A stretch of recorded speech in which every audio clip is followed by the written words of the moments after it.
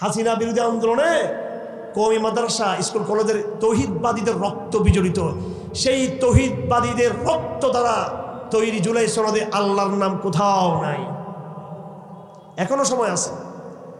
আমার সংগঠন হেফাজত ইসলামের 1 নম্বরের দায়িত্ব, 2 নম্বরে জামাত ইসলামের দায়িত্ব, 3 নম্বরে চরমোনার দায়িত্ব, 4 নম্বর অন্য দলগুলোর দায়িত্ব হলো অনতি বিলম্বে জুলাই সনদকে কোরআন দিয়ে সংস্কার করতে হবে। এটা না হলে জুলাই সনদ মানি না আমরা। জুলাই সনদ কোনো বড় মানি না, কিচ্ছু মানি না আমরা যতক্ষণ না জুলাই সনদে আল্লাহর সার্বভৌমত্বের ঘোষণা দেওয়া না হবে। আমরা শুধু বাঙালি না, আমরা বাঙালি মুসলমান। আমরা শুধু বাঙালি নাকি? আমরা বাংলা মুসলমান, বাংলাদেশে মুসলমান। আমরা মুসলমান।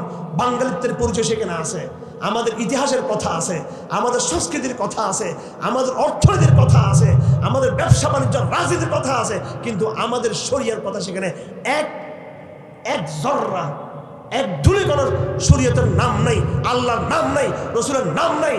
72 সংবিধানকে যেমনি ভাবে আমরা ছুড়ে মেরেছি, জুলাই সনদকে ছুড়ে মেরে দিব আমরা, যদি কোরআন না থাকে, আল্লাহ না থাকে সেখানে। এটা নিয়ে কনফিউজড অনেকে বলে না। এখন আগে আমরা সব ঐক্যবদ্ধ, কিসের উপর ঐক্যবদ্ধ? তৌহিদের উপর ঐক্যবদ্ধ হতে হবে আমাদেরকে।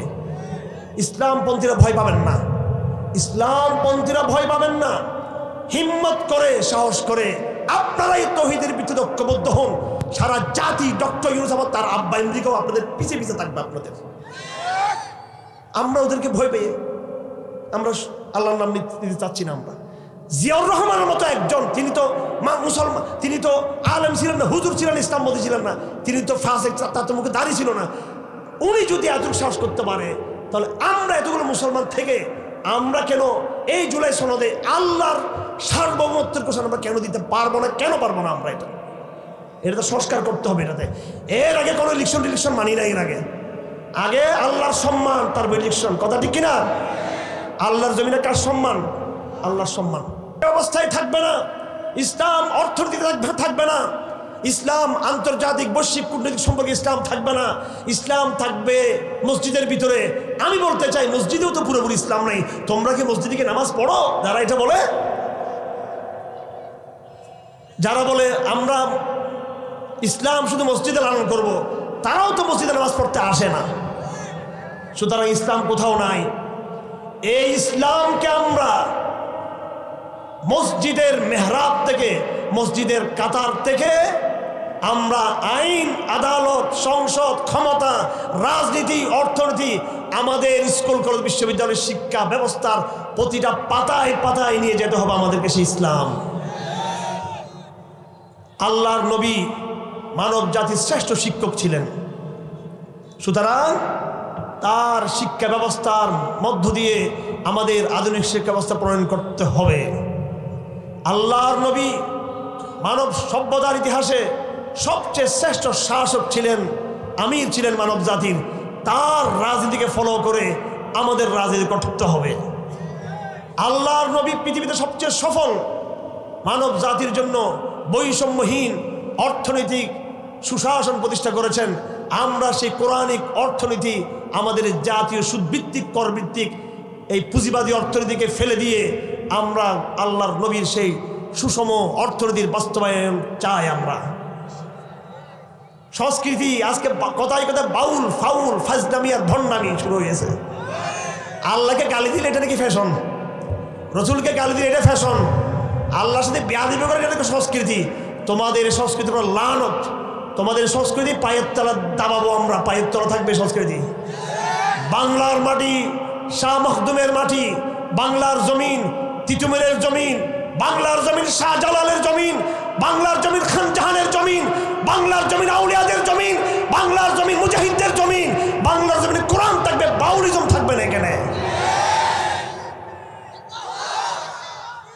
আর যারা বলতে চায় বহুত্ববাদ, যারা বলতে চায় বহুত্ববাদ, তোমার পরিচয় কি বহুত্ববাদ? তোমার একজন বাপ, তোমার বাপ 2 জন নয়, তোমার বাপ একজন।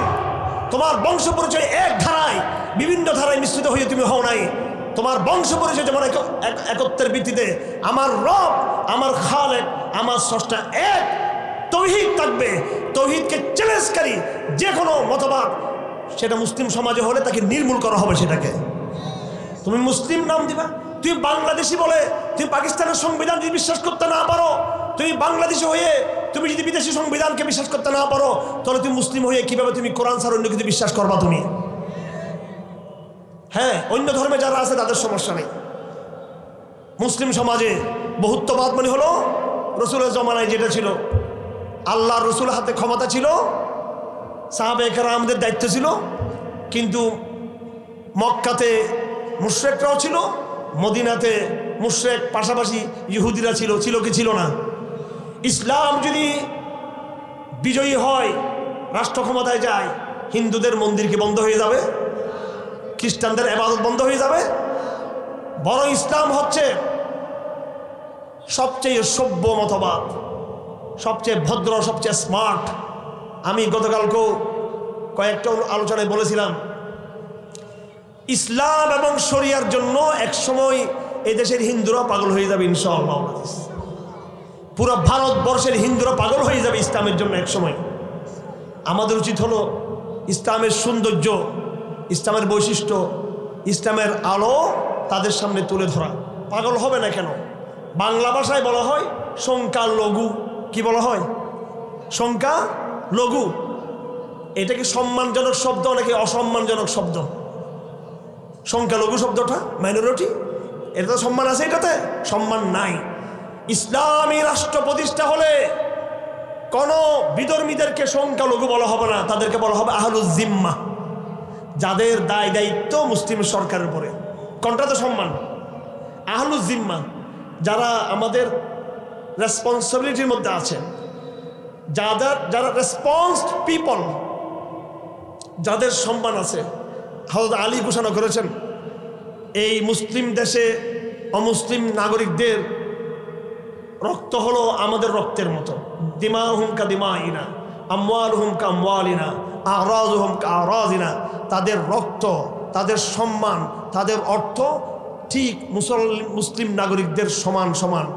কোনো মুসলিম যত বড়ই বুজুর্গ হোক, সে যদি কোনো অমুসলিম হিন্দুকে, অমুসলিম খ্রিস্টানকে, অমুসলিম বৌদ্ধকে সে যদি হত্যা করে, তাহলে ইসলামের ফৌজদারি বিধান অনুযায়ী ওই মুসলমানকেও কিন্তু হত্যা করা হবে।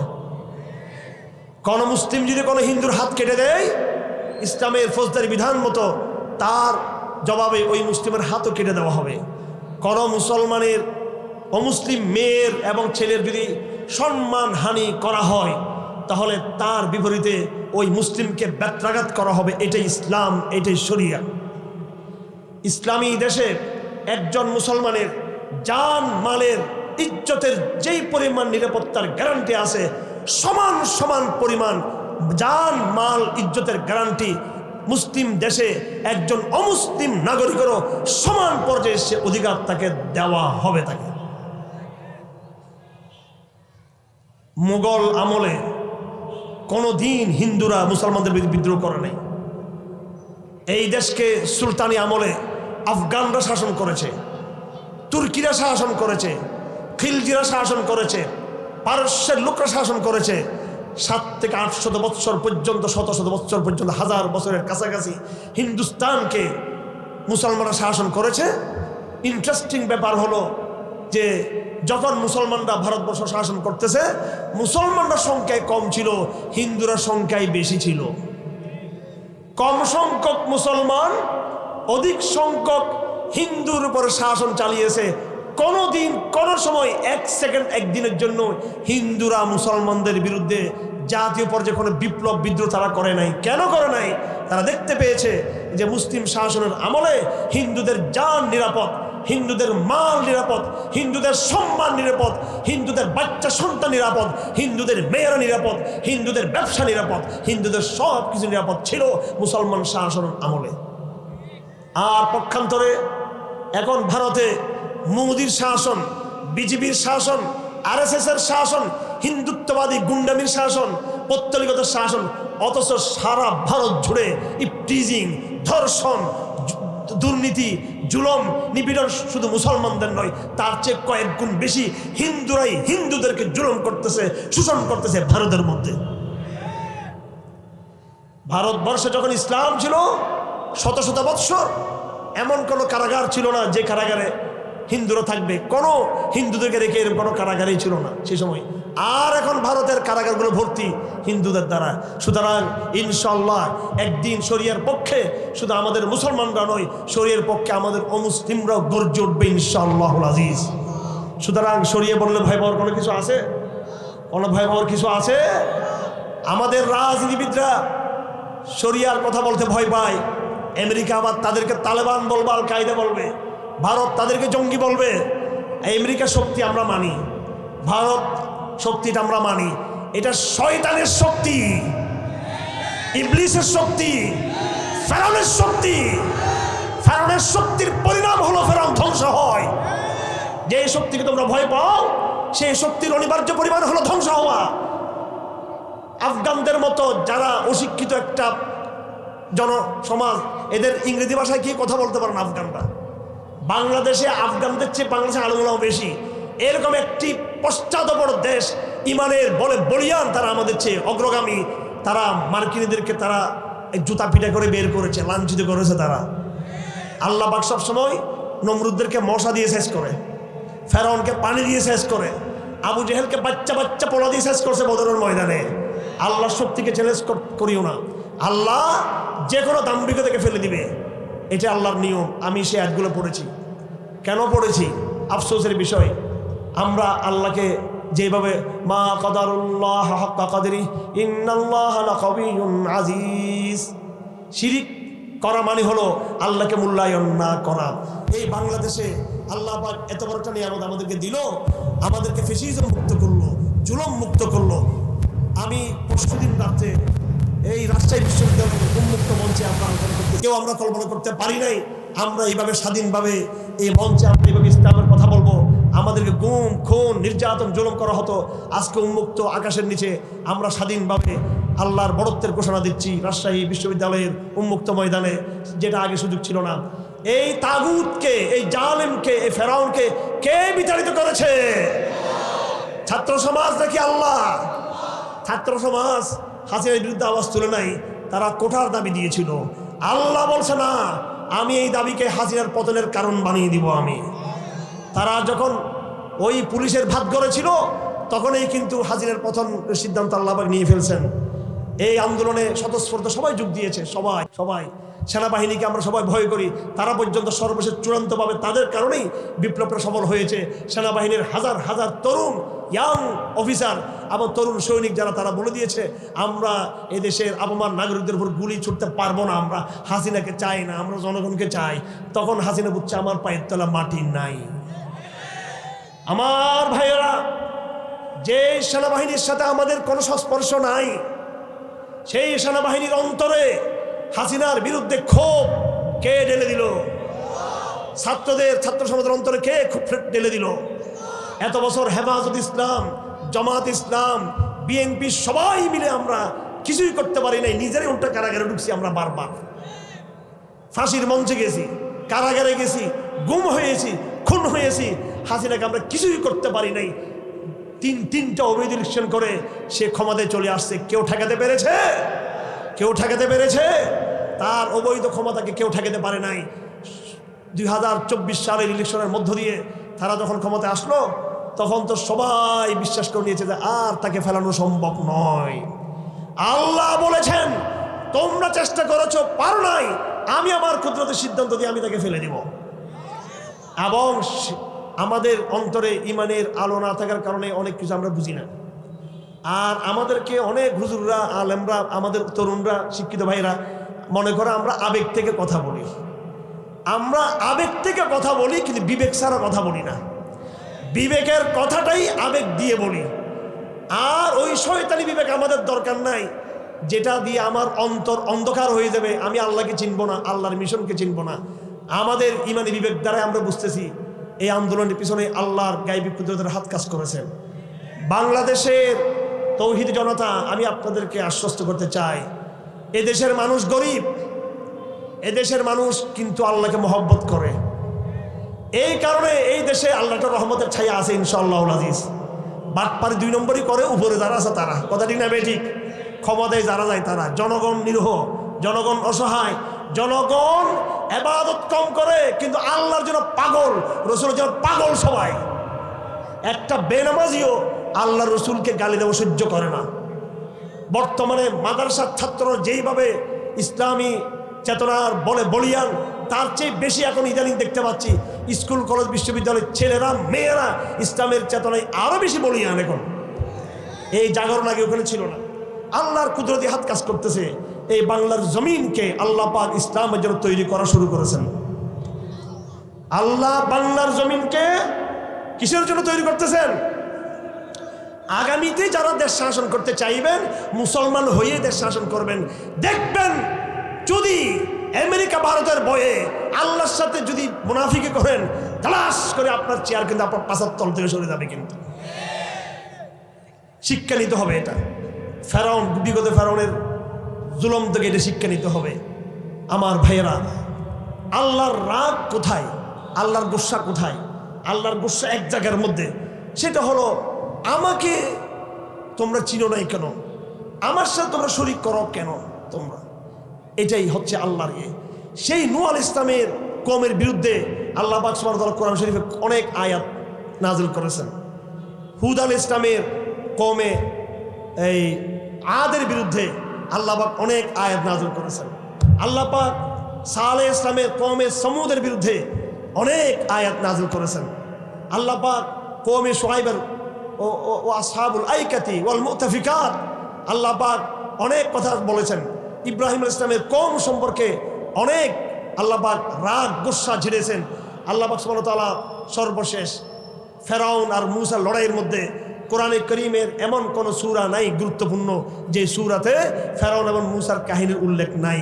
আমি একটা আয়াত পড়েছি, আউযু বিল্লাহি মিনাশ শাইতানির রাজিম, বিসমিল্লাহির রহমানির রহিম, তাসিম মিম, তিলকা আয়াতুল কিতাবিল মুবিন, তিলকা আয়াতুল কিতাবিল মুবিন।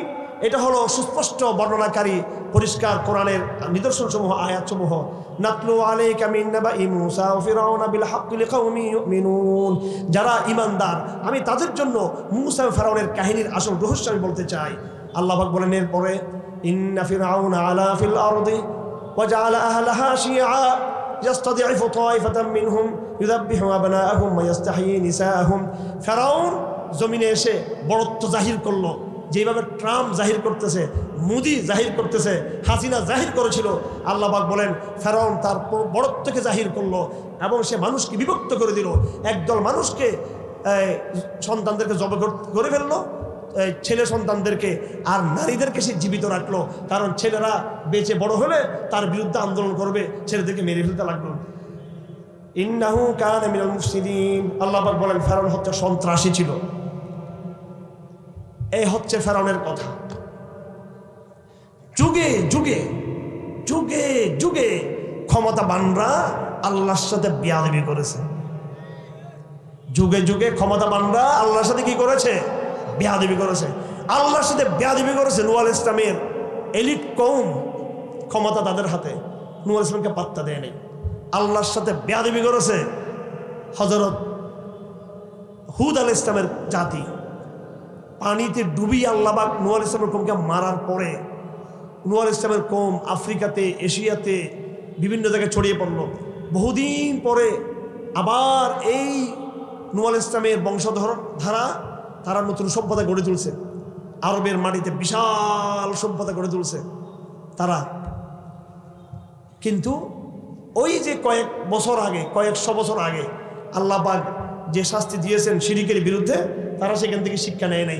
যে বেয়াদবি নূহ আলাইহিস ইসলামের কওম করেছে, সে একই বেয়াদবি হুদ আলাইহিস ইসলামের কওম করতে লাগলো। আল্লাহ পাক তাদেরকেও গজব দিয়ে ধ্বংস করে দিলেন। তার বহু বছর পর আল্লাহ পাক এবার পাঠাইলেন সালেহ আলাইহিস সালামকে। এবার তারা হলো কওমে সমুদ। তাদেরকে আল্লাহ পাক অনেক শক্তি সামর্থ্য দিয়ে পাঠিয়েছেন। তারা আবার সেই বেয়াদবি, যে বেয়াদবি তাদের আগে নূহ আলাইহিস ইসলামের কওম করেছে এবং হুদ আলাইহিস ইসলামের কওম যেটা করেছে, তারা সেটা করলো।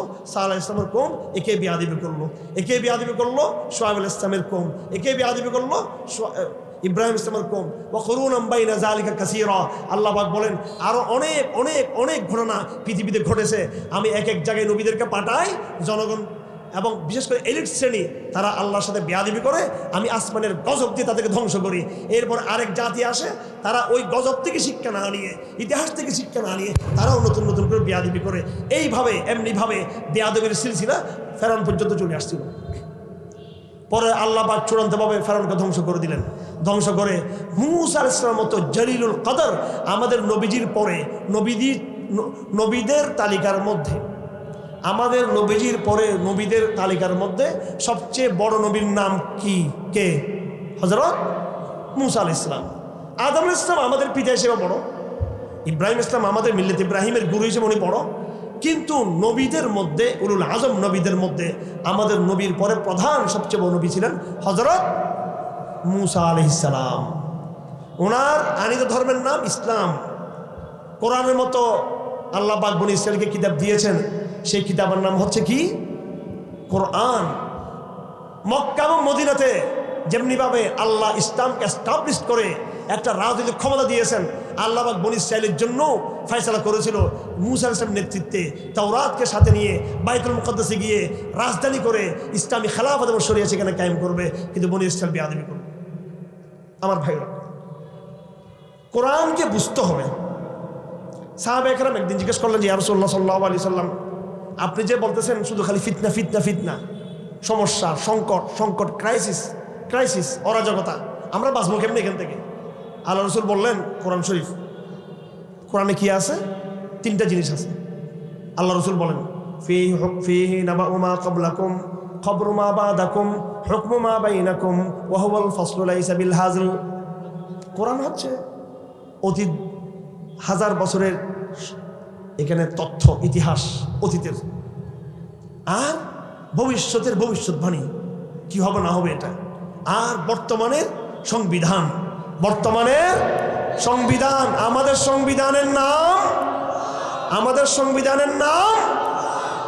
সংবিধানের নাম কি? নাকি 72 সংবিধান, নাকি জুলাই সনদ? আমার ভাইয়েরা, আমরা আসলে কি বলবো, আমার রাগ গুসা এই ইউনূস সরকার, আওয়ামী লীগ, বিএনপির চেয়ে বেশি মুসলমান ইসলামপন্থীদেরকে নিয়ে। আমরা কেন গা ভাসিয়ে দিব? এই জুলাই সনদে মুসলমানের রক্ত জড়িত আছে। হাসিনা বিরোধী আন্দোলনে কওমি মাদ্রাসা, স্কুল কলেজের তৌহিদবাদীদের রক্ত বিজড়িত। সেই তৌহিদবাদীদের রক্ত দ্বারা তৈরি জুলাই সনদে আল্লাহর নাম কোথাও নাই। এখনো সময় আছে। আমার সংগঠন হেফাজত ইসলামের 1 নম্বরে দায়িত্ব, 2 নম্বরে জামাত ইসলামের দায়িত্ব, 3 নম্বরে চরমোনার দায়িত্ব, 4 নম্বরে অন্য দলগুলোর দায়িত্ব হলো অনতি বিলম্বে জুলাই সনদকে কোরআন দিয়ে সংস্কার করতে হবে। এটা না হলে জুলাই সনদ মানি না আমরা। জুলাই সনদ কোনো গণভোট মানি না, কিচ্ছু মানি না আমরা, যতক্ষণ না জুলাই সনদে আল্লাহর সার্বভৌমত্বের ঘোষণা দেওয়া না হবে। আমরা শুধু বাঙালি না, আমরা বাঙালি মুসলমান। আমরা শুধু বাঙালি নাকি? আমরা বাংলা মুসলমান, বাংলাদেশি মুসলমান। আমরা মুসলমান। বাঙালিত্বের পরিচয় সেখানে আছে, আমাদের ইতিহাসের কথা আছে, আমাদের সংস্কৃতির কথা আছে, আমাদের অর্থনীতির কথা আছে, আমাদের ব্যবসা বাণিজ্য রাজনীতির কথা আছে। কিন্তু আমাদের শরিয়ার কথা সেখানে এক জর্রা, এক ধূলিকণার শরিয়তের নাম নাই, আল্লাহর নাম নাই, রসুলের নাম নাই। 72 সংবিধানকে যেমনি ভাবে আমরা ছুড়ে মেরেছি, জুলাই সনদকে ছুড়ে মেরে দিব আমরা, যদি কোরআন না থাকে, আল্লাহ না থাকে সেখানে। এটা নিয়ে কনফিউজড অনেকে বলে না। এখন আগে আমরা সব ঐক্যবদ্ধ, কিসের উপর ঐক্যবদ্ধ? তৌহিদের উপর ঐক্যবদ্ধ হতে হবে আমাদেরকে। ইসলামপন্থীরা ভয় পাবেন না, ইসলামপন্থীরা ভয় পাবেন না। হিম্মত করে, সাহস করে আপনারাই তৌহিদের ভিত্তিতে ঐক্যবদ্ধ হন। সারা জাতি ডক্টর ইউনূস আহমদ, তার আব্বা আমেরিকাও আপনাদের পিছে পিছে থাকবে আপনাদের। আমরা ওদেরকে ভয় পেয়ে আমরা আল্লাহর নাম নিতে চাচ্ছি না। আমরা জিয়াউর রহমানের মতো একজন, তিনি তো মুসলমান, তিনি তো আলেম ছিলেন না, হুজুর ছিলেন, ইসলামপন্থী ছিলেন না, তিনি তো ফাসেক, তার তো মুখে দাড়ি ছিল না।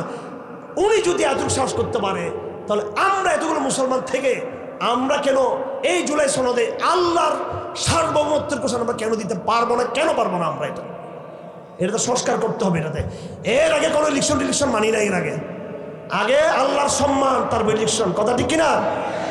আল্লাহর জমিনে কার সম্মান? আল্লাহর সম্মান। কথাগুলো রাজনৈতিক কথাবার্তা নেই, এগুলো এটা রাজনীতির কথা যে আল্লাহ তো মসজিদের ভিতরে, এখানে আবার আল্লাহ কেন, মাঠে ময়দানে আল্লাহ কেন? বেয়াদব, একদম বেয়াদব। এটা যে বেয়াদব নাস্তিক মুরতাদ হয়ে যাবে সেটা বলবে। এই জমিন কার? আকাশ কার? বাতাস কার? মাঠ কার? জঙ্গল কার? পানি কার? সূর্য কার? চন্দ্র কার? তুমি কার? তোমার বাপ কার? তোমার সন্তান কার? তোমার নিঃশ্বাস কার? আর বলছে আল্লাহ বল মসজিদের ভিতরে। নাউযুবিল্লাহ মিন যালিক। আমাদের কোনো রাজনীতি নেই, আমাদের রাজনীতি একটাই, থাক তোমরা ক্ষমতা চালাও, তোমরা থাকো, তোমরা সরকারে, বিরোধী দলে, ক্ষমতায়, সব জায়গায় থাকো, আল্লাহকে নিয়ে থাকো। কাকে নিয়ে থাকো? এই ডিমান্ড কি বড় কিছু? এই দাবি করো না বড় কিছু? সিম্পল দাবি এটা। তুমি তো মুসলমান, তুমি তোমার মতো করে থাকবা, আল্লাহকে বড় বানিয়ে থাকবা। এদেরকে আমরা করতে পারতেছি না। আমি আমার ভাইরা, বগুড়া যেতে হবে অনেক দূরে, আমি কথা শেষ করতে হবে আমাকে অল্প সময়ের মধ্যে। আমার ভাইরা, এই কথাগুলো বলার সময় বাংলাদেশে এখন একটা কথা আছে উর্দু ভাষায়, লমহুনে খাতা কি সদিয়ুনে সাজা পাই। মুহূর্তের ভুল শতাব্দীর মাসুল। এই বাঙালি মুসলমান জুলাই বিপ্লবের পরে যদি কোনো ভুল সিদ্ধান্ত নিয়ে থাকে, বহুদিনের জন্য বাংলাদেশ পিছিয়ে যাবে। কিন্তু আপনি মনে করছেন শত্রুরা দমে গেছে, চতুর্দিকে শত্রুরা উৎপেতে আছে এইভাবে। আগে ছিল শুধু হাসিনা, হাসিনার কিছু ছাত্রলীগ ইত্যাদি ছিল।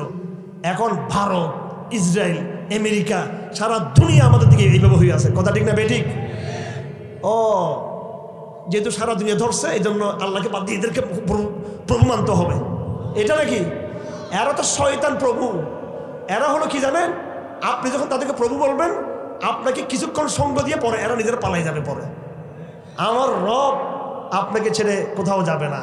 আমার রব, আমাদের রব, যখন তাকে আমরা রব হিসেবে মানবো, তিনি আমাদের দায়িত্ব নিয়ে ফেলবেন। কোরআন কারীমের সব জায়গায় এটা লেখা আছে। আমার ভাইয়েরা, কোরআনের মেসেজ এটাই, সিম্পল মেসেজ। ও মানব জাতি, আমার সাথে তোমরা শিরিক করিও না। ইন্নাল্লাহা ইয়াগফিরুয যুনুবা জামিআ। আল্লাহ পাক সমস্ত গুনাহ মাফ করে দিবেন। সব জানা, বেবিচার, নামাজ, এটা ওটা, মানব জাতির সমস্ত গুনাহকে আল্লাহ পাক মাফ করে দিবেন। শিরিক মাফ করবেন না, শিরিক মাফ করবেন না। বর্তমান জমানার সমস্যা হলো এটা, ওই যে শিরিক নূহ আলাইহিস সালামের আগে থেকে শুরু হয়েছিল, যুগে যুগে এই শিরিকের বিরুদ্ধে কোরআন বয়ান দিয়েছে। এই জমানায় শিরিক নতুন নামে হাজির হয়েছে। কখনো গণতন্ত্র, কখনো ধর্মনিরপেক্ষবাদ, কখনো সেকুলারিজম, কখনো হিউম্যানিজম, কখনো ন্যাশনালিজম, কখনো এই, কখনো সেই, কখনো বাউল, কখনো ফাউল, কখনো রবীন্দ্রবাদ, কখনো মুজিববাদ। এক এক নামে এক একভাবে শিরিক আমাদের এখানে হাজির হয়েছে। বস্তুবাদ, মোহাম্মদ আসাদ উপন্যাসের বই লিখেছেন, road to Mecca, road to Mecca. তিনি বই লিখেছেন, আগে মানুষ শিরিক করতো মন্দিরে গিয়ে, প্যারাগোড়াতে গিয়ে, তাদের ধর্ম প্রসারণে গিয়েছে।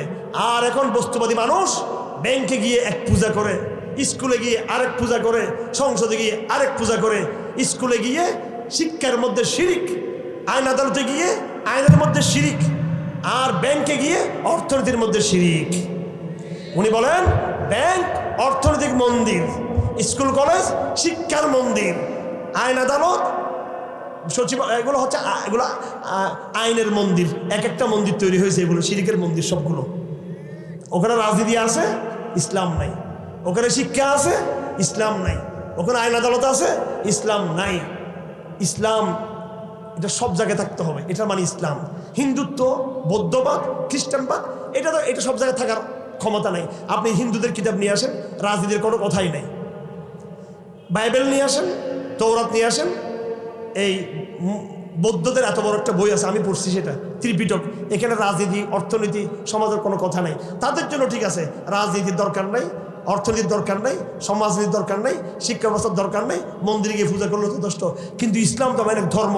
সলাৎ যেমন আদায় করতে হবে, জাকাতও দিতে হবে, রাষ্ট্র চালাইতে হবে, চুরেরও সাইজ করতে হবে, খুনিকেও সাইজ করতে হবে, আবার ক্ষমতার মস্তদে বসে এই মানুষকে ইনসাফ দিতে হবে, সব কাজ করতে হবে এখানে। এটা হচ্ছে ইসলাম, পূর্ণাঙ্গ ইসলাম। ইয়া আইয়ুহাল্লাযীনা আমানু দুখুলু ফিস-সিলমি কাফা। হে ঈমানদাররা, তোমরা ইসলামে প্রবেশ করো, পূর্ণাঙ্গ প্রবেশ করো। আধা আধা ইসলাম প্রবেশ করলে হবে না। আবার তো মিউনা বিয়াদুল কিতাব কথা ফুরন বিবাদ, ইসলামকে কিছু মানবা কিছু মানবা না। এক নৌকা ইসলামের উপরে, আরেক নৌকা হচ্ছে মুজিববাদের উপরে, এক নৌকা ইসলামের উপরে, আরেক নৌকা গণতন্ত্রের উপরে, এক নৌকা ইসলামের উপরে, আরেক নৌকা হচ্ছে সেকুলারিজমের উপরে। এটা হচ্ছে ভণ্ডামি ছাড়া কিছুই না। আল্লাহ পাক সুবহানাহু ওয়া তাআলা কোরআনে কারীমে এই খুব জাহির করেছেন যে যুগে যুগে মানুষ এই শিরিকটা করেছে। আর কি করছে মানুষ? কোরআনে কারীমে আল্লাহ পাক, আমি যে আয়াতটা তেলাওয়াত করেছি সূরা বাকরা, এই যে আয়াত নাম্বার 65, 66, 67 তিনটা আয়াত, এই টাইপের আয়াত কোরআন শরীফে 8-10 জায়গায় আছে। এরকম 8-10 জায়গায় আল্লাহ পাকের, দেখেন কোরআনটাকে আমরা মনে করি এটা আমরা শুধু খালি বুজুর্গে আমরা শুধু তেলাওয়াত করলে সওয়াব আছে। আব্দুল্লাহ ইবনে মাসউদ রাদিয়াল্লাহু তাআলা আনহু সাহাবাদের মধ্যে সবচেয়ে বড় আলেম ছিলেন। সবচেয়ে বড় আলেমদের মধ্যে উনি অন্যতম একজন ছিলেন। হানাফি মাযহাবের যে ধারা, এটা আব্দুল্লাহ ইবনে মাসউদকে কেন্দ্র করে। যাক, আমরা আবার এখানে মাযহাবের কথা বলতে চাচ্ছি না। আব্দুল্লাহ ইবনে মাসউদ অনেকগুলো দামি দামি কথা বলছেন। তিনি কোরআন সম্পর্কে একটা মন্তব্য করছেন, আনজালাল্লাহুল কুরআনা লিয়াতাদাব্বারু, কোরআনকে আল্লাহ পাক নাযিল করেছেন মানুষ যেন কোরআন নিয়ে গবেষণা করে, ভাবে গবেষণা করে। ফাজআলাহু তিলাওয়াতান ইবাদাতান, কিন্তু মানুষ শুধু কোরআনের তেলাওয়াত করাটাকে ইবাদত মনে করে, কোরআনকে কেউ গবেষণা করতে চায় না। কোরআন এটা ইতিহাসের কিতাব। আপনারা নওগাঁ এলাকায় এখন আছেন, এটা হচ্ছে নওগাঁ এলাকা, রাজশাহী অঞ্চল, এটা রাজশাহী বিভাগের অঞ্চল, ঠিক নাকি নাকি ভুল বলতেছি? এটা রাজশাহী। এই রাজশাহী কারাগারে আমি হাসিনার আমলে মেহমানখানায় ছিলাম। এখানে সার্কিট হাউসের না ভাই, জেলখানায় ছিলাম। এই জেলখানায় আপনাদের প্রেসিডেন্ট ছিল আব্দুল হামিদ। আমি যেই রুমে ছিলাম পাশের রুমটা ছিল আব্দুল হামিদ। যখন কোন সময় ধরা পড়ছিল বহুত আগে, ওই সময় এখানে ছিল ভারতবর্ষে ব্রিটিশের আমলে, পাকিস্তান আমলে এবং বাংলাদেশের আমলে অনেক বড় বড় রাজনীতিবিদরা এই জেলখানা রাজশাহী কারাগার ছিল।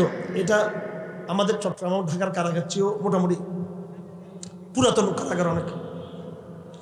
রাজশাহী কারাগারের একটা বৈশিষ্ট্য আমি দেখলাম, এত পরিমাণ পুরাতন পুরাতন দামি বই বাংলাদেশের কোনো কারাগার, চিটাগত নাই, ঢাকাতেও নাই, কোথাও নাই। সমস্ত প্রাচীন প্রাচীন পুরাতন পুরাতন দামি দামি বই সব রাজশাহী কারাগারে। রাজশাহী সভ্যনগরী, শিক্ষিত নগরী, এখানকার শিক্ষার বড় একটা দাম রয়েছে। রাজশাহী ইউনিভার্সিটির র্যাঙ্কিংয়ের মধ্যে মোটামুটি অনেকগুলো ইউনিভার্সিটির চেয়ে এগিয়ে আছে। আমি কি করলাম, আমি চিন্তা করলাম যে সব দিকে পড়া সম্ভব না। আমরা যারা কারাগারে গেলে আমাদের মূল থাকে কোরআন চর্চা, কোরআন হেফজ করা, কোরআন নিয়ে তাহাজ্জুদ পড়া। আলহামদুলিল্লাহ এখানে যাহা তাহাজ্জুদ পড়ি এগুলো হচ্ছে মুনাফিক মার্কাত, এই 4 রাকাত 6 রাকাত কোনো মতো পড়া। কারাগারের তাহাজ্জুদ হচ্ছে মিনিমাম 2.5 ঘন্টা 3 ঘন্টা তাহাজ্জুদ। এক পারা পড়লে সেটা সব হাসদূর, মাত্র এক পারা দূর, এক পারা এটা গোনার বাইরে, এটা এক পারা, এটা মানে হাস্যকর। এক পারা পড়ছে, এটা কয়েক পারা না পড়লে এটাকে তাহাজ্জুদে বলা হয় না, মুখস্থ। আলহামদুলিল্লাহ, সুম্মা আলহামদুলিল্লাহ। ওই সমস্ত কথা বলে নিজের আমলকে নষ্ট করার উদ্দেশ্য নয়, আপনাদের ইব্রতের জন্য বলতে চাচ্ছি। আমি এই কারাগারে আগের বারে আমি কোরআন নিয়ে গবেষণা করতে করতে আমার মোটামুটি আলহামদুলিল্লাহ, জানি না কত বুঝে আসছে, কিন্তু আমার অনেক কিছু বুঝে আসছে কোরআন শরীফের, যেটা আমি আগে কল্পনা করিনি। এগুলো 2-2.5 পৃষ্ঠার কম হবে না আমার লেখাগুলো। এই পর্যন্ত 2-3 খণ্ড বের হচ্ছে, ছোটো ছোটো করে বের হতে থাকবে ইনশাআল্লাহ আজিজ। তো এক চোখে কোরআন পড়তাম, এক চোখ দিয়ে পুরো কোরআন, আরেক চোখ দিয়ে এই রাজশাহী বিশ্ববিদ্যালয়, রাজশাহী কারাগার। রাজশাহী বললে আপনাদের একটু ভালো লাগবে, যেহেতু আপনারা রাজশাহীর মানুষ। না হয় আমরা যখন চট্টগ্রাম কারাগারে ছিলাম, ঢাকাতে ছিলাম, সবসময় পড়াশোনার মধ্যে ছিলাম। আমি অনেকগুলো বই লিখেছি, অনেকগুলো আরবিতে লিখেছি, বাংলায় লিখেছি। আরবিতে একবার মিনিমাম 3 থেকে 4টা বই লিখেছি আমি আরবিতে। আমার ভাইয়েরা, আমি এগুলো উদ্দেশ্য না বলা, আসল কথা আমি বলতেছি। সেটা কি, আমি রাজশাহী কারাগারে দেখলাম যে পুরাতন পুরাতন বই, এগুলো তো মার্কেটে পাওয়া যাবে না, চিটাং কারাগারে গেলেও পাওয়া যাবে না, ঢাকায় গেলেও পাওয়া যাবে না। আর কারাগার থেকে বের হয়ে কারাগারে তো আর এখানে আসা যাবে না, এখানে তো আর বই বললে দিবে না। তো কি করা যায়, আমি আমাদের মুজাহিদ মুসলিম ভাই ছিল, ওদেরকে বললাম তোমরা কিছু কাগজ করে দেবো, কাগজ করে নিষিদ্ধ। ওদেরকে বললাম যে তুমি, আমার তাফসির আছে, তাফসির কাশফ ছিল আমার সাথে, আমি বললাম এটা কাশফটাকে কেটে ওখানে কাগজটা ঢুকে দাও, কাগজ ওখানে আমি নোট করব। আমার ভাইয়েরা, আলহামদুলিল্লাহ আপনাদের রাজশাহী বিশ্ববিদ্যালয়ের ছাত্র, শিবিরের কিছু ছাত্র, আর এমনি কওমি কয়েকজন আলেম, অনেকে আমরা জেল একসাথে ছিলাম। 3 মাসে আমি মিনিমাম মানব জাতির 5 থেকে 6,000 বছর ইতিহাস আমি মুখস্থ করার চেষ্টা করছি। আমি ডজন ডজন বই, 100-এর কাছাকাছি বই আমি পড়ছি আলহামদুলিল্লাহ, এবং নোট করছি এগুলো। এক চোখে কোরআনকে দেখেছি, আরেক চোখে ইতিহাসকে দেখেছি। আমার ভাইয়েরা, হয়তো আমি রাজশাহী বিশ্ববিদ্যালয় থেকে ইতিহাসের ডিগ্রি নিই নাই, কিন্তু আমি যে পরিমাণ যতগুলো বই পড়েছি, আমি কলেজ বিশ্ববিদ্যালয়ের সব ছাত্র শিক্ষককে চ্যালেঞ্জ করে বলতে পারবো এতগুলো বই তারাও পড়ে নাই। যতগুলো বই আমার পড়ার সুযোগ হয়েছে কারাগারের ভিতরে বাইরে। আর আমি তো 21 সালে নতুন কারাগারে ঢুকি নাই, 2013 সালের থেকে নিয়ে 16 সাল পর্যন্ত চিরাং কারাগারে কোনো বই রাখি নাই যেটা আমি পড়ি নাই। আমার ভাইয়েরা, আমি সেটা বলার উদ্দেশ্য নয়। হয়তো মনে করতেছেন হুজুর নিজের কৃত্য বলতেছে, এই কৃত্য বলার উদ্দেশ্য নয়। উদ্দেশ্য হলো আমরা একদিকে কোরআন, একদিকে ইতিহাস, হাজার হাজার বছর ইতিহাস। আলহামদুলিল্লাহ, হাজার বছরের হাজার হাজার পৃষ্ঠের ইতিহাস দেখে আমরা স্পষ্ট অন্তরে প্রশান্তি পেলাম যে কোরআনেই সত্য, ইতিহাসে যেটা আছে সেটা হচ্ছে মিথ্যা বয়ান। সেটা ইতিহাসে কোনো কুল কিনারা নাই, আগা নাই, মাথা নাই, তার নাম হচ্ছে ইতিহাস। হ্যাঁ, কিছু ঘটনা আছে, যতটুকু পারে তারা ততটুকু ঘটনা বলে, কিন্তু কোনো চূড়ান্ত সিদ্ধান্ত নেই, কোনো চূড়ান্ত সিদ্ধান্ত নেই। কোরআন যেভাবে ইতিহাসের বয়ান খাড়া করেছেন, আদম থেকে এক টানে নূহ, নূহ থেকে এক টানে ইব্রাহিম, ইব্রাহিম থেকে আরেক টানে মুসা, মুসা থেকে ঈসা, ঈসা থেকে মুহাম্মদ সাল্লাল্লাহু আলাইহি ওয়াসাল্লাম, পুরো মানব জাতির পুরো ইতিহাসের চক্র চমৎকারভাবে এখানে পাওয়া যায়। অথচ ইতিহাসের এত হাজার হাজার বই। আমি ইংরেজি দুর্বল ছিলাম, রাজশাহী ইউনিভার্সিটির কিছু ছাত্র ছিল, অনেক মেধাবী ছাত্র ছিল, অনেক আগে তারা পড়ালেখা শেষ করছে। আমরা আবার ইংরেজি বই ঢুকিয়েছি ওখানে, ইংরেজি ভাষার সমস্ত ইতিহাস আমরা পড়ার চেষ্টা করেছি। আমার ভাইয়েরা, এইসব ইতিহাস পড়ে আমাদের মনে ঈমান আরও দৃঢ় হয়ে গেছে যে কোরআনের যে বয়ান, কোরআনের যে ইতিহাস, এটাই মানব জাতির চূড়ান্ত ইতিহাস, এটাই সবচেয়ে সত্য এবং মহাসত্য, এমন মহাসত্য যার চেয়ে আর কোনো সত্য ইতিহাস মানব জাতির কোনো লেখক দার্শনিক লিখতে পারে নাই। আমি যদি না পড়তাম, আপনারা বলতে পারতেন যে হুজুর না পড়ে কথা বলতেছে। কার লেখা পড়ি নাই, কোন সাহিত্যিকের লেখা পড়ি নাই, কোন বুদ্ধিজীবীর লেখা আমরা পড়ি নাই। আমরা আলহামদুলিল্লাহ, কোরআনের তুলনা হয় না, হয় না, হয় না কোরআনের তুলনা। আমার ভাইয়েরা, এই জন্য আমাদের শিক্ষিত সমাজ, আসুন আগামী দিনে এমন এক বাংলাদেশকে আমরা গড়ে তুলতে চাই যে বাংলাদেশের ইতিহাসকে আমরা কোরআন দিয়ে সাজাবো, যে এই বাংলাদেশের ভবিষ্যৎ অর্থনীতিকে কোরআন দিয়ে আমরা সাজাবো, যে এই বাংলাদেশের রাজনীতিকে আমরা কোরআন দিয়ে আমরা সাজাতে চাই। আমরা সব বাদ দিয়ে বক্তব্য হতে বলতেছি না, সব কিছু বাদ দিয়ে এতিমখানা বানাবো পুরো দেশকে, সেটা বলতেছি না। এই দেশের অর্থনীতি, সমাজ, রাষ্ট্র সব কিছু থাকবে, কিন্তু মূল নীতি, মূল প্রাণ, মূল স্পিরিট থাকবে হচ্ছে আল কোরআন, প্রিন্সিপালস অফ কোরআন। কোরআনের মূল নীতিগুলো সামনে রেখে এরপর দুনিয়াবী বিষয়গুলো আমরা কি করব, সম্পৃক্ত করার চেষ্টা করবো আমরা। এটা এক বয়ানে বোঝানো সম্ভব না। আল্লাহ পাক তৌফিক দান করুন। এই ক্ষমতা আপনাদের হাতে, আমাদের হাতে যেন আল্লাহ পাক সুবহানাহু ওয়া তাআলা, আজকে কালকে ইলেকশন আমি চাই না, এগুলো শর্টকাট, এগুলো শর্টকাট না। ভবিষ্যতে আগামী 1 দশক পরে, 2 দশক পরে ইনশাআল্লাহ এই বাচ্চারাই, ইউনিভার্সিটির ইসলামবাদী তৌহিদবাদী ছাত্ররা, আমাদের মাদ্রাসার তৌহিদবাদী তালেব আলমরা, তৌহিদবাদী আলমরা, এরাই ক্ষমতার মসনদে যাবে, এটা নিশ্চিত, কেউ ঠেকাতে পারবে না সেটা। আগামী এই শর্টকাট এটা তা না, এটা কেমনে কি হবে আল্লাহ জানে। এখানে মূল কাজ নেই তো, এখানে সব পাগল হয়ে গেছে ক্ষমতার মধ্যে এগুলো নিয়ে। আমার দরকার আগে আমার ইসলামকে 5 বছরের জন্য ক্ষমতা যাবে নাকি 500 বছরের জন্য, 5000 বছরের জন্য? একবার যাবে ক্ষমতা ইসলাম, ওই পরিকল্পনা করেন ইনশাআল্লাহ আজিজ। আমার ভাইয়েরা, আমাদের রাজনীতি হলো দাওয়াত, আমাদের রাজনীতি হলো একটা এক সমাজ বিপ্লব ঘটে দেওয়া, যেখানে সবাই শরীয়তকে চায়। জনগণ যখন শরীয়ত চাইবে, নেতারা শরীয়ত বাস্তবায়ন না করে তারা পারবে? এই জন্য আপনাকে সেই চেতনা ধারণ করতে হবে আমার ভাইয়েরা। তো বর্তমানে যে ক্রাইসিস, শিরিকের ক্রাইসিস, শিরিক আগের জমানা একরকম ছিল, এখন নতুন জমানা আর রকম আসছে। সুতরাং আমাদের লড়াই শিরিকের বিরুদ্ধে। নূহ আলাইহিস সালাম থেকে শুরু করে আমাদের নবীজি পর্যন্ত মূর্তির শিরিকের বিরুদ্ধে লড়াই করছে, সেই সময়ের সমাজের শিরিকের বিরুদ্ধে লড়াই করছেন। এই জমানায় আমাদেরকে সব রকমের আধুনিক যত শিরিক আছে এর বিরুদ্ধে আমরা লড়াই করতে পারবো তো? আমরা পারবো তো? শিরিক মানে কি? খালি বঙ্গবন্ধুর মূর্তি এটাই শিরিক? মূর্তি আর বাংলাদেশে নাই? জুলাই বিপ্লব শুধু একটা মূর্তি গেছে, আরো শত হাজার মূর্তি বাংলাদেশে রয়ে গেছে। এটা দুঃখজনক। বাঙালিরা হলো মানে ভেজাল মুসলমান আমরা একেবারে। অথচ আপনি মালদ্বীপের মতো একটা ছোট দেশ, আমি কয়েকদিন আগে গেছিলাম, একটা মূর্তি কোথাও নেই, একটা মূর্তি নেই কোথাও। সুবহানাল্লাহ। মূর্তি মুক্ত বাংলাদেশ হবে আগামী দিন ইনশাআল্লাহ। বাউলের ভণ্ডাই মুক্ত বাংলাদেশ হবে, গণতন্ত্র, সমাজতন্ত্র, ধর্মের পক্ষপাত মুক্ত শরীয়তের বাংলাদেশ হবে ইনশাআল্লাহ। এবং তথাকথিত মানবাধিকার, এটা হচ্ছে শয়তানের মানবাধিকার, তুর্কি মানবাধিকার। মানবাধিকার তো কোরআন শরীফে আল্লাহ 1000 বছর আগে বলছে, ওই মানবাধিকার প্রতিষ্ঠা হবে ইনশাআল্লাহ আজিজ। পাশ্চাত্যের কোনো এরকম ভ্যালুস থাকবে না, ইসলামের যে মূলনীতি সেটাই থাকবে, কোরআনেই থাকবে ইনশাআল্লাহ। এগুলো শিরিক, এগুলোকে আমরা শিরিক মনে করি না, কিন্তু এগুলো কিন্তু শিরিক আমার ভাইয়েরা। তারপরে শেষ পয়েন্টটা বলে শেষ করে দিচ্ছি। শেষ পয়েন্টটা কি? শেষ পয়েন্টটা হলো আল্লাহ পাক সুবহানাহু ওয়া তাআলা কোরআন শরীফের সব জায়গায় মুসা ভার্সেস ফেরাউন, ফেরাউন ভার্সেস মুসা, এটা বলছে কিনা আল্লাহ পাক? কোরআনে কারীমে প্রায় সূরার মধ্যে মুসা আর ফেরাউনের লড়াইটাকে বড় করে দেখানো হয়েছে। কি করে দেখানো হয়েছে? বড় করে। তো এই পুরাতন ঘটনা কোরআনে বলার উদ্দেশ্যটা কি? পুরাতন ঘটনা কোরআন শরীফে বারবার বলার উদ্দেশ্য হলো কোরআন হচ্ছে মুআজিজা। কোরআন এমন কথা বলে যাহা বারবার ঘটে।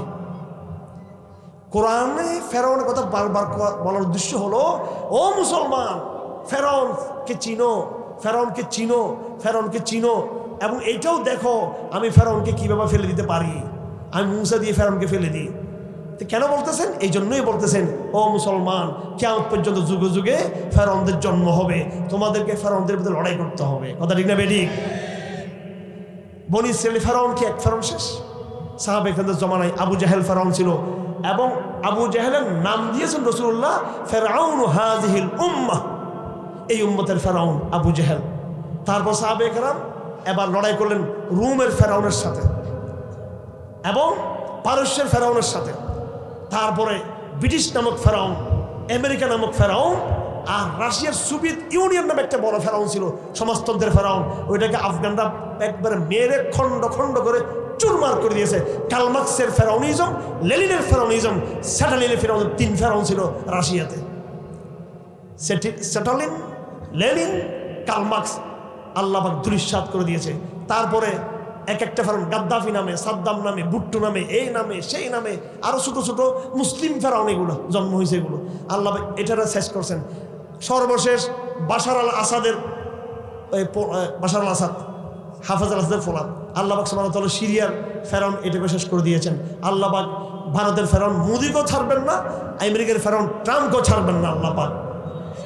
এটাই হচ্ছে কোরআনের কথা, কথা পরিষ্কার। বাংলাদেশের ফেরাউন ছিল শেখ হাসিনা, ওনার চরিত্র ছিল ফেরাউনের মতো, ফেরাউনের মতো, ফেরাউনের মতো।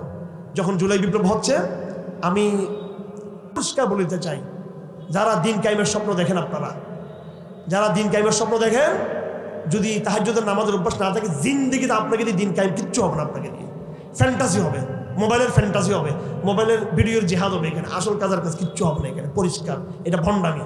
তাহাজ্জুদ ছাড়া, ইবাদত ছাড়া, জিকির ছাড়া, কোরআন ছাড়া জিহাদের স্লোগান, এটা ভণ্ডামি। এটা মনে কষ্ট পাবেন না ভাই, মনে কষ্ট পাবেন না, এটা মনে কষ্ট পাবেন না। এগুলো আমাদের দুঃখ, আমাদের তৌহিদি ভাইদেরকে নিয়ে, আমাদের দুঃখ আমাদের ইসলামপন্থীদেরকে নিয়ে, আমাদের দুঃখ যারা রাজনীতি করি আমরা ইসলামের, ওদের জন্য আমরা তাহাজ্জুদ ছেড়ে দিয়েছি। তাহাজ্জুদ স্যার কিসের বিজয়? আল্লাহর রসুলকে আল্লাহ পাক তাহাজ্জুদ পড়তে বাধ্য করেছেন, এই জন্য যে দিনের বেলা তোমার মিশন আছে, দিনের বেলার দাওয়াতের মিশন, জিহাদের মিশন, রাজনীতির মিশন, জনগণের সাথে ইসলাম আমরুল মারুফের মিশন কামিয়াব হওয়ার জন্য শর্ত হলো রাতের বেলায় আল্লাহর সাথে গোপনের সম্পর্ক কায়েম করা। এটা আমরা বুঝেছি, আমরা এটা আমরা বুঝছি, আমরা এটাতে আসতে হবে আপনাদেরকে। আর আমরা সারা রাত ওয়াজ করি, হুজুররা ওয়াজ করতে মজা লাগে, শ্রোতাদের শুনতে মজা লাগে, আর অন্যদের যারা আসে নাই ওদেরকে আমাদের মোবাইল দেখতে মজা লাগে। তাহাজ্জুদের নামাজ আমরা কেউ আমরা পড়ি না, স্বপ্ন দেখি ইসলাম মন্দিরের ক্ষমতায় যাবে, পোড়ার ডিম যাবে, হবে না এইভাবে ইসলামের বিজয়। ইসলামের বিজয় কসম করে বলে দিচ্ছি আমি, এটা ইসলামের বিজয় হবে না এইভাবে। আধ্যাত্মিক হতে হবে, আধ্যাত্মিক না হওয়ার কারণে আমাদের কথাগুলো অনেকে বুঝতে পারে না। আমি বলতে চাই, হাসিনাকে আল্লাহ সরিয়েছেন, সেটা আমি দেখছি কিভাবে। সেটা এটা ছিল মুহররম মাস, কোন মাস? বই ছিল কোন মাসে? কোন মাসে? মুহররম মাসে। মুহররম মাসের 10 তারিখ আশুরার দিন। কথা ঠিক না বেঠিক? এই বাংলার ফেরাউনকে আল্লাহ পাক নস্যাৎ করে দিয়েছে মুহররম মাসে। তবে 10 তারিখ না, আরেকটু পরে 27 তারিখ বা 28 তারিখ, খেয়াল করে ক্যালেন্ডার দেখবেন, মুহররম মাসের মধ্যে তার পতন হয়েছে। কিন্তু এর মানে হলো এই বাংলার জমিনের মানুষ যেহেতু নিরীহ মানুষ, গরিব মানুষ, আল্লাহকে ভালোবাসে, আমাদের দুর্বলতা আছে কিন্তু আল্লাহকে ভালোবাসে, এই জন্য আল্লাহ আমাদেরকে একটু শেষ করে মাইটটা দিয়ে আমাদেরকে শেষ পর্যন্ত আল্লাহ ক্ষমতা দিবে ইনশাআল্লাহ। বাঙালিদেরকে, বাংলাদেশের ক্ষমতা না, পুরো হিন্দুস্তানের ক্ষমতা বাঙালিকে দিবে আল্লাহ পাক ইনশাআল্লাহ। আমাদেরকে আল্লাহ প্রস্তুত করতেছেন, মায়ের দিয়ে প্রস্তুত করতেছেন, কিন্তু আমরা বুঝতেছি না সেটা। ও ভাইয়েরা আমার, যেই ভুল আমরা হাসিনার সময় করেছি, হাসিনা করেছে, সেই ভুলকে আমরা আবার নিজেরা করব। এখন আমাদের ভুল হচ্ছে, কি ভুল এটা বলে শেষ করে দিচ্ছি কয়েক মিনিটের মধ্যে। এখন আমরা যে ভুলটা করতেছি, হাসিনা ভুল করেছিল আল্লাহর সাথে শিরিক করে ফেরাউন হিসেবে নিজেকে দাঁড় করানো। আমরা ভুল করেছি কি, আল্লাহ পাক তার রহমত দিয়ে বনী ইসরায়েলের মতো আমাদেরকে রহমত করে ফেরাউন থেকে মুক্ত করেছে। এরপরে বনী ইসরায়েল মহা একটা ভুল করেছিল, মহা ভুল করেছিল। কি ভুল? যেই আল্লাহ তোমাদেরকে ফেরাউনের গজব থেকে বাঁচাইলো, যেই আল্লাহ ফেরাউনকে একেবারে লোহিত সাগরের মাথার মধ্যে নিয়ে ডুবিয়ে মারলো, যে আল্লাহ তোমাদেরকে মূসার মতো নবী দিল, যেই আল্লাহ তোমাদেরকে তাওরাতের মধ্যে কিতাব দিল, যেই আল্লাহ তোমাদেরকে ফেরাউনের পরে এই দুনিয়ার রাজত্ব করার জন্য বাইতুল মুকাদ্দাসের মতো রাজধানী দিল, এই বেয়াদব বিশ্বাসঘাতক ইহুদিরা কি করলো? বলতো না, আমরা বাইতুল মুকাদ্দাস যেতে পারবো না, লড়াই টড়াই করতে পারবো না ওখানে। ইজহাব আনতা ওয়া রাব্বুকা ফাকাতিলা ইন্না হাহুনা কাঈদুন, তুমি গিয়ে তোমার আল্লাহকে যুদ্ধ করো, আমাদের রাজধানী ফাজধানী দরকার নাই, আমরা এখানে আসি, এগুলো এইভাবে থাকতে চাই। তারা জিহাদকে অস্বীকার করলো, ইসলামের শরীয়তকে তারা কায়েম করে নাই। ফেরাউন থেকে বনী ইসরাইলকে আল্লাহ মুক্ত করার পর এই বনী ইসরাইলের সাথে আল্লাহর কমিটমেন্ট ছিল, আল্লাহর কমিটমেন্ট ছিল যে আল্লাহর সাথে তাদের কমিটমেন্ট ছিল তারা শরীয়ত কায়েম করবে। যেই ভুল 1000 বছর আগে বনী ইসরাইল করেছে ফেরাউনের দুঃশাসন থেকে মুক্ত হওয়ার পর, আজ বাঙালি মুসলমান সে একই ভুল করতেছে। ফেরাউন চলে গেছে, এখন আমরা আল্লাহর শরিয়া কায়েম করার কথা না বলে আমরা জুলাই সনদের নতুন ফয়সালা এখানে হাজির করছি। আমরা এখানে ইসলামপন্থীরাও এখানে গা বাসায় দিচ্ছি। আমরা এখানে সাবধান হওয়ার দরকার, এটা নসিহা। আমার কথা কি বুঝে আসতেছে আপনাদের? আমার কথা যাদের বুঝে আসবে না, আগামী দিনের জন্য আল্লাহর আটা গজবের জন্য তৈরি থাকেন আপনারা। আমি যা কিছু বলেছি আমি নিজের থেকে বলি নাই, আমি কোরআনকে সামনে রেখে বলার চেষ্টা করেছি। আমার যতটুকু বুঝে আসছে আমি সেটা বোঝানোর চেষ্টা করতেছি। আমার যাদের সাথে আমার দেখা হচ্ছে রাজনৈতিক অঙ্গনে, উপদেষ্টাদের সাথে, আর্মিদের সাথে, প্রশাসনের সাথে, লিডারদের সাথে যার কথা হচ্ছে, আমি একটা কথাই বলছি, ফেরাউনকে নস্যাৎ করেছে আল্লাহ। আমাদের এখন দায়িত্ব হলো আল্লাহর সাথে কমিটমেন্টে যাওয়া। একদিনে শরিয়া প্রতিষ্ঠা করতে পারবো না, কিন্তু এখন থেকে শরিয়া চালু করার সময় এটাই বাংলাদেশে এখন সময়। আর না হয় আল্লাহবাক যে গজব দিয়ে বনী ইসরাইলকে আল্লাহবাক ওয়াদি তিহের মধ্যে ঘুরিয়ে ঘুরিয়ে মেরেছেন, আল্লাহবাক আমাদেরকে আযাব দিবেন আমাদেরকে। এটাই সময় বাংলাদেশ আল্লাহর শুকরিয়া আদায় করার, আল্লাহর দিকে প্রত্যাবর্তন করার, ধাপে ধাপে শরিয়া কায়েম করার। আপনি প্রথমে ক্ষমতায় গিয়ে নামাজ কায়েম করেন, কেউ কি বাধা দিবে এখানে? আমেরিকা, ভারত কেন বাধা দিবে এখানে? আপনি সালাত কায়েম করেন, দ্বিতীয় বছর গিয়ে যাকাতকে বাধ্যতামূলক করেন, আরেকটা করেন 5 বছরে অন্তত 10টাও যদি শরীয়তের বিধানকে বাংলাদেশ প্রতিষ্ঠা করা যায়, আগামী দিনের জন্য শরীয়তের রাস্তাটা এমনিই তো খুলে যাবে। আর লাভ কার? নামাজ কায়েম হলে দুর্নীতি মুক্ত হবে, যাকাত কায়েম হলে অর্থনৈতিক সমৃদ্ধি আসবে। এই লাভ কি মোল্লাদের লাভ নাকি? এটা এই লাভ তো জনগণের, এই লাভ তো যারা ক্ষমতায় আছে তাদের লাভ। এটা শরিয়া প্রতিষ্ঠা করলে তাদের লাভ। এটা আমরা কেন বুঝতে পারি না? আমরা কি চাই? আল্লাহর জমিনে আল্লাহ শরিয়া চাই, কোরআন আমরা চাই, কোরআন নিয়ে বাঁচতে চাই, কোরআন নিয়ে মরতে চাই। ওমা আলাইনা ইল্লাল বালাগ ওয়া আখিরু দাওয়ানা আলহামদুলিল্লাহি রাব্বিল আলামিন ওয়া সাল্লাল্লাহু তাআলা খাইরা খালকি মুহাম্মদ ওয়া আলিহি ওয়া সাহবিহি আজমাইন। সুবহানাল্লাহি ওয়া বিহামদিহি আশহাদু আল্লা ইলাহা ইল্লা আনতা আস্তাগফিরুকা ওয়া আতুবু ইলাইক। মাশাআল্লাহ, জাযাকাল্লাহু খাইরান ফি দারাইন।